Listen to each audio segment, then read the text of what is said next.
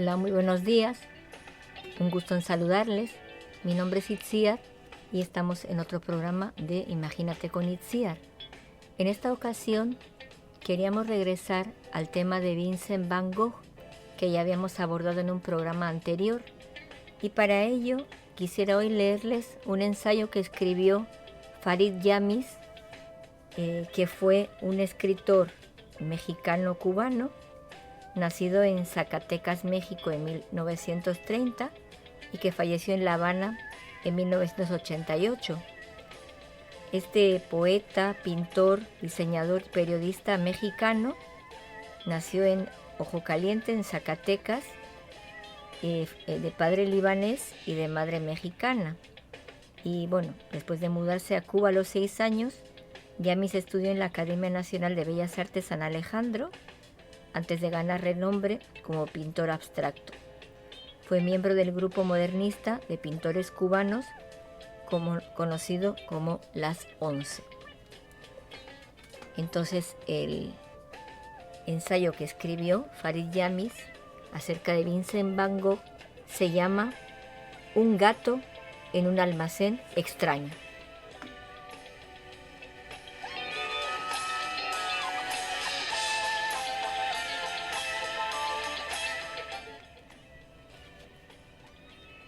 En 1947, con motivo de una exposición retrospectiva de la obra de Van Gogh en el Museo L'Orangerie de París, el crítico Georges Despagnat escribía: La boga se ha adueñado de Van Gogh, boga frenética a tal extremo que durante los últimos días los visitantes se aplastaban en 4 filas frente a las telas, mientras que una cola se prolongaba a la entrada, tan densa como las que se observan a las puertas de los grandes cinematógrafos.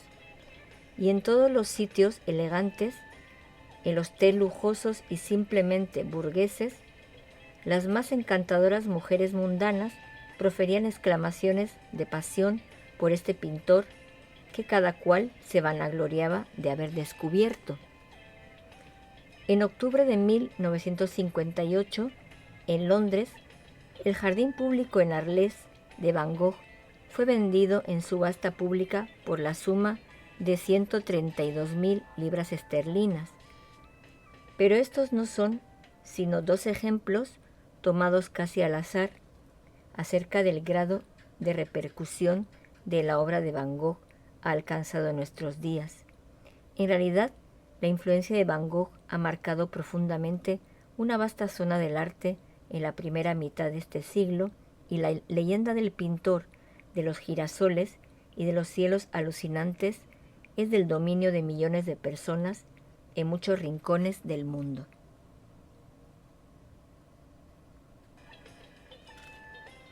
Se trata, desde luego, de la gloria póstuma que con tanta frecuencia ha premiado los restos de los grandes creadores. A lo largo de toda su vida, Van Gogh, 1853-1890, conocería sobre todo la soledad, el olvido y la miseria. Solo en los últimos meses de su vida recibiría, más bien con indiferencia, 2 buenas noticias concernientes a su carrera artística. Un crítico distinguido publicó en el Mercure de France un importante estudio acerca de su pintura, y su hermano Theo, modesto marchand de cuadros impresionistas, logró vender por primera vez una tela suya, Viña Roja, por una suma naturalmente baja. En diferentes ocasiones, cuando no le llega la exigua cantidad de dinero que el generoso hermano le envía para cubrir sus más elementales necesidades, o cuando la fiebre creadora lo quema de tal modo que los tubos se vacían vertiginosamente, para procurarse algunos centavos, Van Gogh toma un gran lote de sus telas, supongamos que de las peores, entre comillas, y va a cederlas a un ropavejero que las revende como telas para repintar. Un grupo de sus telas, en paquetes de a 10, fue vendido en la calle a razón de 50 céntimos hasta 1 franco cada paquete. Este violento contraste ilustra uno de los aspectos del drama de Van Gogh. En enero de 1889 le escribía a su hermano: «Habrás vivido siempre pobre para darme de comer, pero yo devolveré el dinero o entregaré mi alma». No alcanzó a ver el día en que acaso hubiera podido devolver el dinero que le permitió realizar una de las obras artísticas más deslumbrantes y auténticas de los tiempos modernos. Entregó su alma roída por el fracaso y la esquizofrenia. Unos segundos antes de morir, le diría a Theo: «Fracasado una vez más. La miseria no acabará nunca». Había nacido el mito de Van Gogh. Para la sociedad burguesa, el artista verdadero es un sujeto peligroso empeñado en subvertir los más sagrados valores en que aquella se asienta, como en el fondo de un tranquilo paisaje en que cada nube, cada árbol y hasta cada pincelada respiran paz y armonía. El artista es el enfermo, el desdichado, el excéntrico, el amoral, el vagabundo, el vicioso, el solitario, el revoltoso, el payaso, casi siempre a pesar suyo. Dalí era una triste excepción. Ese hombre empeñado en dar un nuevo sentido a la visión del mundo, sobre todo a la visión artística del mundo, y que en su empeño consume su vida, es condenado a morir en el desierto como un chivo expiatorio. Y solo unos pocos años después, el fantasma, el mito, de ese hombre es acogido con agrado por la misma sociedad que ahora se dispone a asimilar, ya sin miedo a conmoverse demasiado con ese frisson nouveau, la zona más superficial de una renovación cuyos impulsos más profundos no comprende. El artista ha dejado de ser peligroso. Ya no muerde ni blasfema, no atenta contra las buenas costumbres de los grandes señores, no amenaza con crear un orden nuevo en el arte y en la vida, no se corta una oreja de un navajazo. Ahora aquel artista hirsuto, harapiento y a veces agresivo no es más que un bello libro de la casa Skira, una magnífica reproducción de Brown y compañía que pone el toque mágico definitivo a la decoración de una sala elegante, una película al estilo de Hollywood, una novela para lectores ávidos de extrañas aventuras o una serie de cuadros colgados en un museo y vigilados por guardianes que los cuidan celosamente como lo que ya han llegado a ser: valores, mercancías, objetos que desencadenan la voracidad de los especuladores, de los millonarios. Cuando la obra de arte es así, asimilada por la burguesía, aquella ha dejado de poseer el poder de rebelión que la hizo posible y duradera, e independientemente de la voluntad del artista, que acaso prosigue su creación, su obra ya ha pasado a formar parte de la cultura de su tiempo. Con motivo de la doble exposición de Picasso, que tuvo lugar en París a fines del pasado año para festejar el 85 aniversario del artista, un crítico escribía con razón: se trataba de honrar al artista, que es el más grande destructor y el más grande creador de formas de nuestro siglo. Sin embargo, estamos en 1966 y Picasso tiene 85 años. El homenaje tan merecido que se le rinde hoy ya no es audaz, puesto que concierne a un personaje mundialmente conocido y leyenda popular, puesto que se dirige a una obra que han ratificado los historiadores del arte y los conservadores del museo. No es, pues, simbólico que las retrospectivas sean organizadas en dos palacios que surgieron en el año 1900, aquel precisamente en que el joven Pablo Ruiz recorría por primera vez las aceras parisinas. En fin, Picasso no habrá sido festejado con semejante fervor y entusiasmo en tanta gloria ya consagrada y en fin de cuentas clásica como el Rubens de nuestro tiempo. Vincent van Gogh tuvo la suficiente lucidez para vislumbrar su destino y el destino de su obra.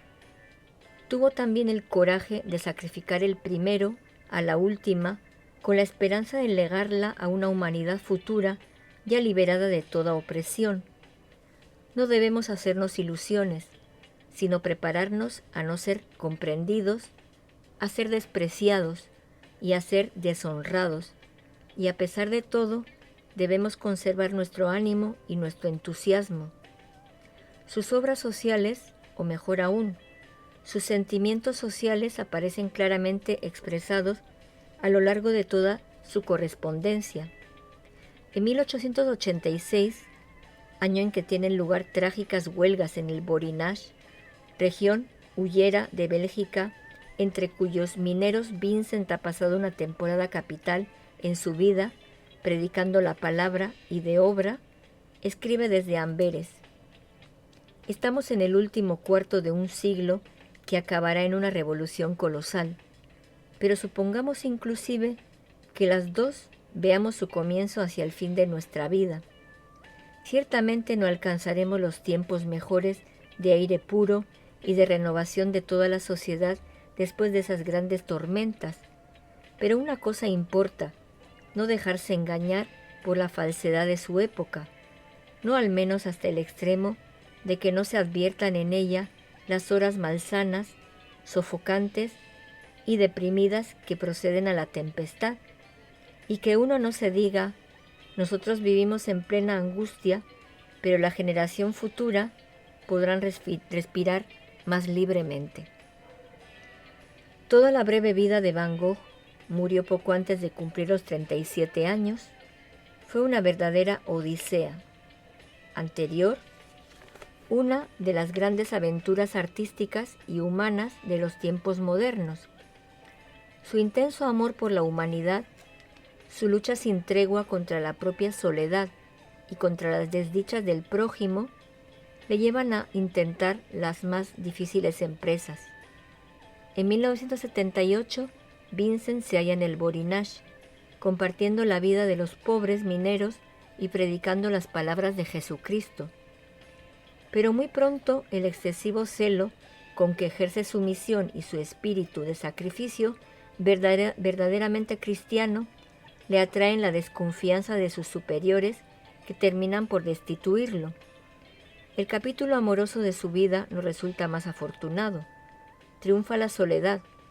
Van Gogh va y viene de un lugar a otro, no es lo suficientemente hipócrita y sumiso para permanecer en una tienda en que le asignan la misión de exaltar el valor de mercancías que para él no tienen ninguno. Mientras avanza de rechazo en rechazo y de decepción en decepción, se busca ansiosamente y se interroga acerca de su destino. ¿Para qué, pues, podría yo ser útil? ¿Para qué podría servir? Hay algo dentro de mí, pero ¿qué es, pues? Vincent se siente como un gato en un almacén extraño. Un día, el joven Van Gogh se pone a dibujar febrilmente. Hace bocetos de todo lo que ve: un rostro, un árbol, una casa. Quiere identificar la imagen del mundo que lo rodea, establecer a través del arte nuevas relaciones, acaso más armoniosas, con los seres que pueblan el almacén extraño, con los mecanismos que lo rigen y el misterio que allí reina. Se dedica a la pintura con la misma pasión que pone en todas sus empresas. Atrás han quedado la religión, la familia, los convencionalismos sociales, abandonan también todo género de prejuicios artísticos. Ni siquiera el movimiento impresionista, por el que siente la más viva admiración, es capaz de contener la vehemencia de su poder creador, iluminado por la fresca y violenta mirada con que escudriña la realidad. Mi gran deseo es aprender a hacer tales inexactitudes, tales anomalías, tales modificaciones, tales cambios de la realidad, que de ahí salgan, pero sí, mentiras, si se quiere, pero más verdaderas que la verdad literal. Valiéndose de los medios propios de la pintura y guiado por sus firmas y originales convicciones artísticas, Van Gogh expresa su desgarramiento, su alegría, su inquietud, toda la gama de sus alienaciones. Su pintura puede ser también un eco de las inquietudes que sacudieron a las fuerzas más lúcidas, sanas y rebeldes del tiempo en que vivió. Como Gauguin, Van Gogh trató de evadirse, de convertirse en el buen salvaje, lejos de las contaminaciones y tentaciones de las grandes ciudades. En la naturaleza halló el paraíso en que su espíritu absorbió toda la belleza de una tierra donde creyó encontrar la magia de los mitos solares, pero también halló el infierno de los hombres, el hambre, los prejuicios, la soledad y el miedo. Un día, acosado por todos sus sufrimientos y penurias y devorado ya por una ansiedad que no dejaría de hostigarlo sino por breves intervalos, Vincent escribió: «Ya siento en mí un fuego que no puedo dejar extinguir, que al contrario debo atizar, aunque no sepa hacia qué salida esto va a conducirme. No me asombraría que esta salida fuese sombría, pero en ciertas situaciones vale más ser vencido que vencedor. Por ejemplo, más bien Prometeo que Júpiter». Mucho se ha escrito acerca de la enfermedad mental de Van Gogh. Aunque faltan importantes elementos de juicio, numerosos estudios han sido realizados a partir de los testimonios dejados por los médicos que trataron a Vincent y principalmente utilizando la incomparable fuente que constituye la vasta correspondencia del artista y su propia obra plástica. Aunque tampoco Van Gogh ha quedado a salvo de tergiversaciones y exageraciones provenientes sobre todo de especialistas que no toman en la debida cuenta el desarrollo específico del arte en general y el de la obra de un artista en particular, es indudable que sobre el caso Van Gogh existan muchos criterios que, si no podemos aceptar plenamente, constituyen sin embargo puntos de vista del mayor interés. Uno de los estudios que gozan de mayor prestigio es el realizado por el doctor Karl Jaspers, quien ha señalado entre dos hitos importantes en la enfermedad de Van Gogh. En 1885 comienza a manifestarse la psicosis.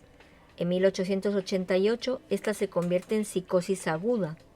Vale la pena recoger aquí, un poco extenso, las principales conclusiones de Jaspers, quien, por otra parte, deja constancia de la insuficiencia de su estudio a causa de la limitación de sus conocimientos artísticos. ¿Acaso podía haber agregado a causa de mi concepción clásica del arte? Y dice, en palabras de Karl Jaspers: la tensión, la excitación, sensibles en las obras de los últimos años, hacen pensar que problemas vitales, universales, han tratado de exteriorizarse. Lo que lo consume no es ni la producción, ni el esfuerzo, ni el surmenage. Son más bien las experiencias, los movimientos íntimos de los cuales él crea la expresión, tal vez mediante una simple modificación funcional o un decaimiento físico, los que constituyen un proceso que conduce a la destrucción. La esquizofrenia no es en sí misma creadora, puesto que solo existen muy pocos creadores de esta especie. La personalidad, los dones, preexisten a la enfermedad, pero ya no tienen el mismo alcance. En estos seres la esquizofrenia es una condición previa, una causa posible para que se abran estas profundidades. Se puede objetar, como en el caso de Hölderlin, que la evolución artística de Van Gogh, de una amplitud excepcional, se explica suficientemente sin la psicosis, a pesar de la psicosis, por un objetivo espiritual que él llevaba en sí desde el principio, sobre todo si se piensa que por primera vez, en esta primavera de 1888, Vincent descubría el color y la luz de un paisaje meridional. Este es ciertamente un punto importante, pero me sorprendería mucho, lo confieso, que fuera una casualidad la aparición de la psicosis justamente en el momento en que un estilo nuevo se revela en una eclosión, increíblemente rápida. En ambos sentidos resulta apropiado cuidarse de exageraciones. Nada puede ser creado gracias a la esquizofrenia, a menos que el sujeto haya adquirido previamente una maestría completa y seria de su arte. Van Gogh la poseía tras 10 años de labor artística y luego de haberse esforzado durante toda su vida por enriquecer sus posibilidades interiores. La locura no le aportará nada nuevo, sino confirmará fuerzas ya existentes. Gracias a ella, algo es realizado de aquel objetivo original que no habría podido serlo sin esto. Pero suponiendo una estrecha y esencial correlación entre la evolución del estilo y el desarrollo de la psicosis, pretender lo contrario, en presencia de ciertos hechos, sería negar la evidencia. Se querría poder verificar la coincidencia de las dos curvas en el tiempo con más exactitud que como los señalamientos hechos hasta hoy lo han permitido. Ahora sigue escribiendo Farid Yamis. Resulta interesante conocer también la opinión del doctor Jan Vinchon, quien difiere de Jaspers al menos respecto a una cuestión fundamental, y abre comillas. La serie cronológica de las producciones de Van Gogh nos enseña que la locura no ha aportado modificación sensible en el estilo y en la calidad de su pintura. Continuamos asistiendo a su evolución, que se opone a la monotonía en el tiempo de las obras de alienados. Pinta, entre otras cosas, el pabellón de hombres del asilo con el mismo talento o, si se quiere, con los mismos defectos que antes. Las cartas de Van Gogh y los recuerdos de los médicos nos describen esas horas durante las cuales puede pintar y que son las únicas felices de su pobre vida. Él las disputa a la locura, en una lucha heroica durante la cual se apoya en un sentimiento bastante fuerte para hacerse respetar por su temible adversario. Este sentimiento es un ardiente amor por el arte. Sean cuales fueren las conclusiones a que se pueda llegar respecto a las relaciones enfermedad-creación en el caso Van Gogh, apostemos también la opinión de un gran artista, devorado como aquel por la llama sagrada del arte y víctima igualmente de su lucha encarnizada por los demonios de la realidad. Frente a la lucidez de Van Gogh, afirmó Antonin Artaud, la psiquiatría no es más que un refugio de gorilas obsesos y perseguidos que no tienen para aliviar los más espantosos estados de la angustia y de la sofocación humana, sino una terminología ridícula, digno producto de sus cerebros tarados. Esto es lo que dijo Antonin Artaud. Sigue escribiendo Farid Yamis. De 1880, año en que empieza a trabajar con regularidad y ambición profesional, hasta 1890, fecha de su muerte, Van Gogh realiza una obra que, según los catálogos más completos, sobrepasa la suma de 850 cuadros con una cantidad aproximadamente igual de dibujos. En Van Gogh, el fenómeno de la cantidad es el producto directo y lógico de la intensidad. Desde que compré mis primeros colores y mis utensilios de pintor, he estado yendo y viniendo y trabajando hasta el extremo de quedar completamente agotado. No he podido contenerme literalmente, no he podido abstenerme ni cesar de trabajar. Pero su prisa no es solo deseo de llegar con urgencia a poseer el más exigente dominio del oficio, es sobre todo una ansiedad febril por plasmar en sus telas la imagen de los hombres y del mundo, pero más aún la fiebre de los hombres y la fiebre del mundo. Las figuras de sus cuadros no parecen estar vivas, sino lo pretendería una concepción naturalista, limitada del arte. Más bien podría decirse que están viviendo. Y toda naturaleza, cosas, casas, muebles, objetos, están viviendo, pero viviendo una vida propia. la vida específica de formas de la pintura dentro del cuadro. El espectador se convierte así no en un pasivo contemplativo, sino en un verdadero participante en la operación creadora que solo termina cuando el verdadero destinatario de la obra, es decir, aquel espectador, el público, la recibe ante sus ojos y la disfruta a plenitud. Esta importante contribución de Van Gogh al logro de la unidad artista-obra-espectador es una de las herencias fundamentales de todo el arte de nuestros días, arte en que el espíritu de Van Gogh, ya que no siempre la letra, sigue estando presente. El expresionismo de hoy, abstracto o figurativo, puede mostrarnos su influencia en artistas como Pollock o Apel, por no mencionar más de 2 ejemplos distintos, y hasta en aquellos que practican un arte que exalta el valor puro del gesto. La correspondencia de Van Gogh contiene algunos de los más bellos textos literarios que jamás haya escrito un pintor. Lo mismo que en su pintura, Van Gogh se expresaba profunda y a veces brutalmente en sus cartas. En realidad, fue un verdadero escritor que acaso tuvo conciencia de sus dotes, pues en más de una ocasión pensó en la posibilidad de dedicarse al oficio de las letras. Más aún que sus cuadros, sus cartas fueron puentes tendidos sobre la soledad y el dolor. En sus cartas, de una lucidez al rojo blanco de cuchillo que se forja al fuego del mediodía, Van Gogh volcó todo el drama de su existencia, el drama de su espíritu y hasta las chispas más sutiles de sus inquietudes artísticas y humanas. En los últimos días de su vida, en una carta que conservó en sus bolsillos hasta el final, le escribió a Theo: «Pues bien, en mi trabajo arriesgo mi vida y en él mi razón se ha hundido a medias». El 29 de julio de 1890, en un campo de trigo de Auvers-sur-Oise, Van Gogh se disparó una bala en el pecho. El almacén extraño lo había deslumbrado, devorado con toda su luz.